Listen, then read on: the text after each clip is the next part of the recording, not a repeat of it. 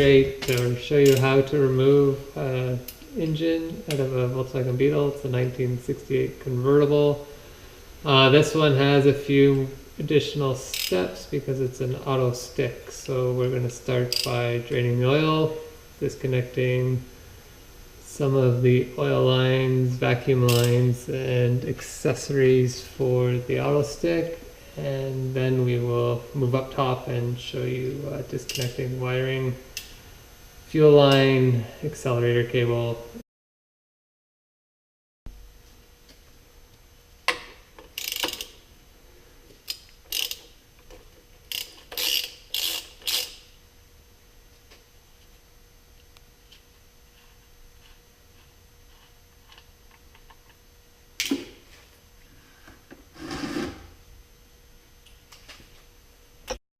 Alright, so as you can see, the oil is just about out. We are going to next remove these lines. You can notice we went ahead and labeled things so that when we put it back together, it goes back together correctly.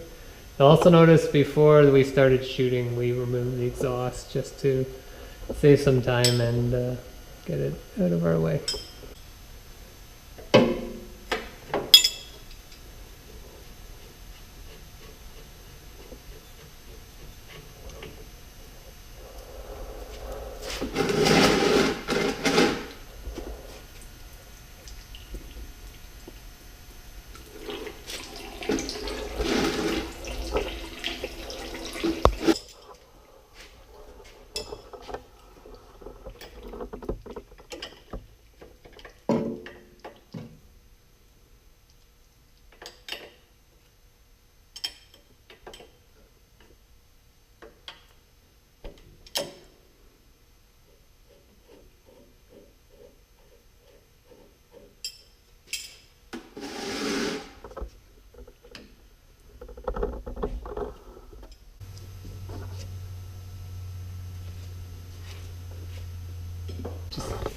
Clean this out a bit, put the nut back on, mostly just so, or bolt back in just so we don't actually misplace it and don't make more of a mess on the floor than we actually need, even though everything else will continue to drip.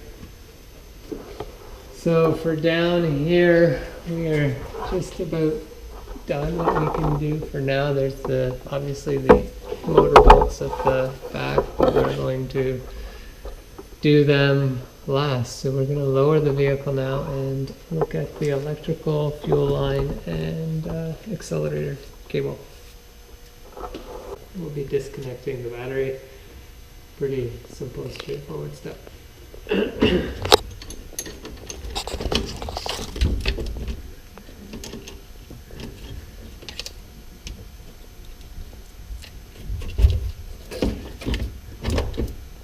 Complete. Okay, so we are now at the top side of the engine here. We went ahead and labeled everything, and I can't stress enough, label everything even if the engine isn't running, just to make sure you know where it was. Take lots of pictures, document it. Now what we have here, like I said, we have to disconnect all the wires. We have the accelerator cable, which this is a standard stock curve, so it's in the side here, a little 8mm nut, loosen that. We'll have to pull the cable through the engine. We'll do that when we go underneath, so we'll loosen here, we'll pull it through. Here is our fuel coming in. Again, we will disconnect it here and pull it through underneath, and that can be messy, so make sure you have something to block your line once you do it, or have an empty fuel tank, but typically your fuel tank will have fuel, so prepared to get wet. In this engine, like I said, it's the Autostick, so the control valve is here with a lot of vacuum hoses. This is, well, only in the Autostick model, and it will take us a bit more work here to take the engine out and disconnect these hoses. So I'm going to start disconnecting things. So this engine has never been removed out of this car by by us, so it is kind of new. It is the first semi-auto I've ever had and worked on, and actually the reason we are taking the engine out is the semi-auto is not working. So it was running, but we all had some major leakage. Our control valve isn't working, hence we have a bunch of new control valves that we will be figuring out and testing. Those two are supposed to work. From what we understand, this one is not working. So it will be our next project after we get this out and replace the seals in the transmission. Fuel is disconnected there. I do need to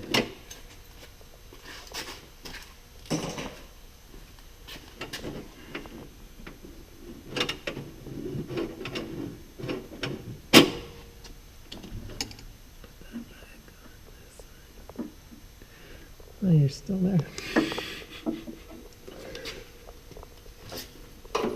I'm still here. This is a ground we added just for fun, so that is doing nothing.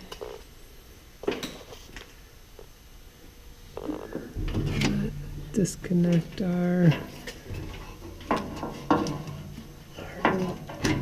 that's our license plate light, but just get this wire out of our way again.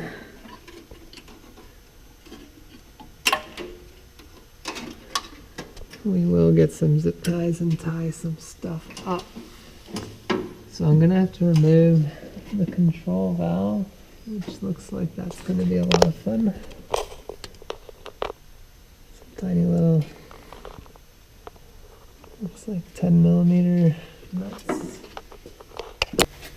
So they appear just to be bolts. I wasn't sure if it would have a nut on the other side or what the arrangement was going to be.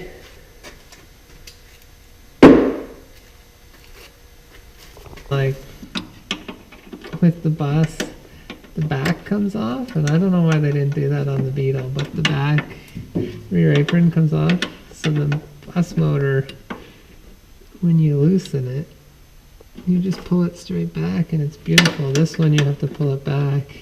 And then usually the Beetle has like a big dent here because people have banged generator, or when they've upgraded to an alternator and it's a little bigger, that it hits the apron because you're pulling forward trying to go down all at the same time, and usually people are doing it with a jack and jack stands versus a hoist, so the rear end's up in the air, front's on the ground, and you're on a funny angle and causes it to bang. If I didn't have a proper vacuum. Control valve has been removed. So this is the one we don't believe is working. We will test it and then test the others, and hopefully one of the three will work for us. Because our goal is to maintain the Autostick and not change this to standard like so many of them have been. But if we cannot get it working, we might not have a choice.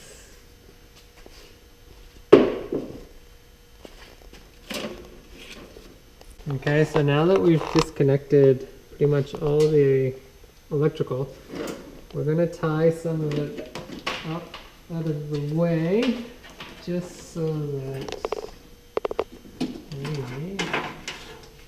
trying to find a spot, but so that we don't damage it when pulling out the engine. We will zip tie. We'll also, I'm going to do the same with these are brand new wires we put in to get it running, so I'm going to remove them at least off the spark plugs because they do kind of hang out at the side there, and I don't want to damage it now. You might want to mark these just so you know actually what cylinder they go back on. I've been pulling these out of Volkswagens for many years, and I have got that part of it down at least.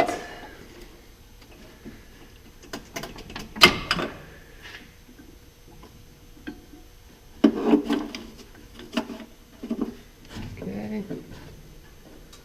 And the wires.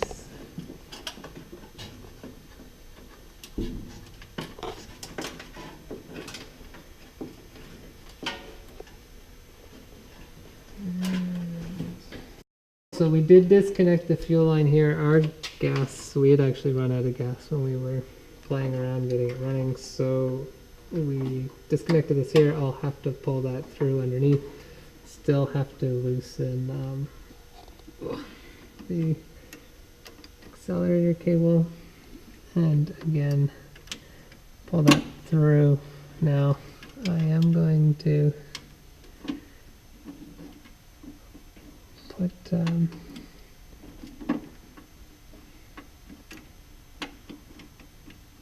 going to disconnect, pull it out and remove this.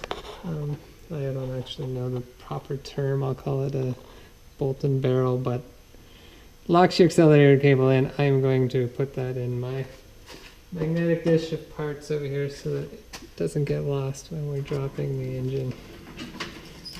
So now we basically have 4 motor bolts to remove and pull these through underneath. So we are going to now lift the car again.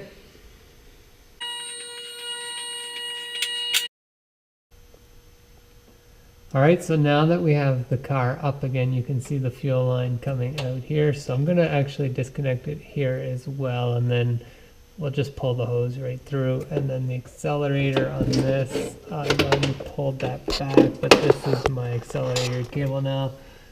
So there is a tube and whatnot that we'll have to line that up with when we put the engine back in, but for now I just needed it out of the way, so I pulled it back. So if I disconnect this, there's my fuel I mentioned running into my cut, and catch that.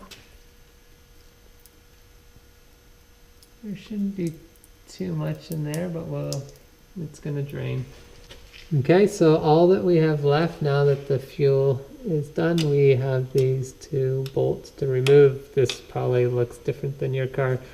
It's typically they would be more, well, accessible, but the semi-auto again adds more complication. So we will loosen those, lower the engine and pull it out.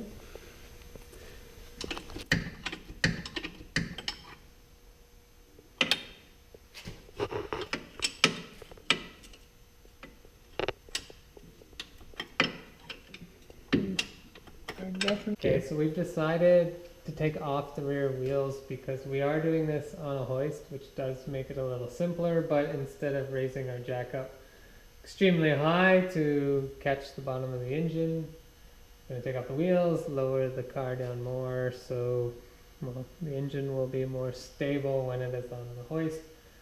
So we're going to remove both top and rear tires, lower the car down onto the hoist, pull the motor out.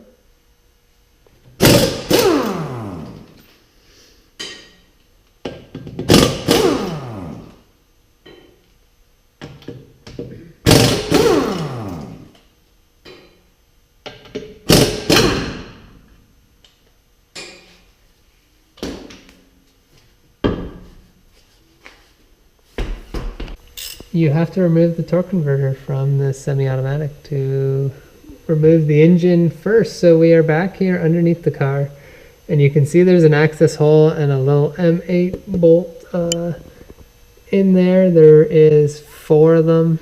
You have to loosen all of them, and that should disengage the torque converter, giving you a lot more clearance to pull the engine out. So we are going to remove those. free. Nope. So we're wiggling and pulling until we have it. But we're gonna make sure not to drop it right down on the ground and get it on the jack better. So we might have to take a moment and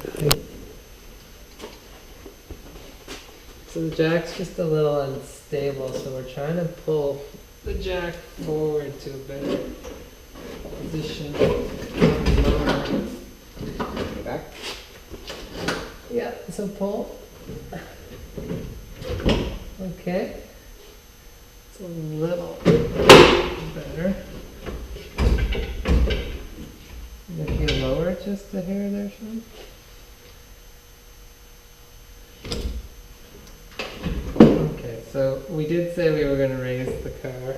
I'm going to change that since I have your help now and the camera's on the tripod. We will just lower this down slowly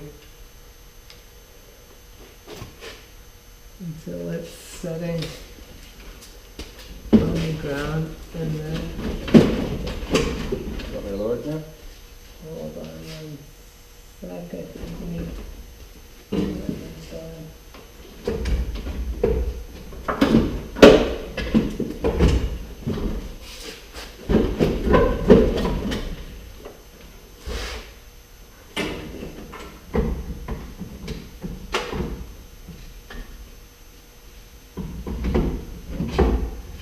Problems with semi-auto cars are crazy.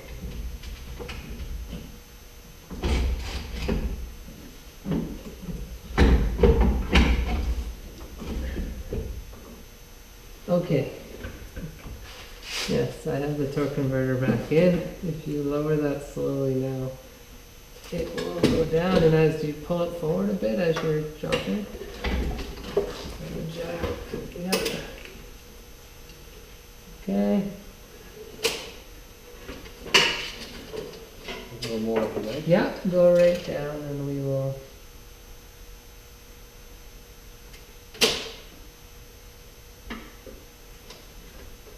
Okay. So the motor is finally free. So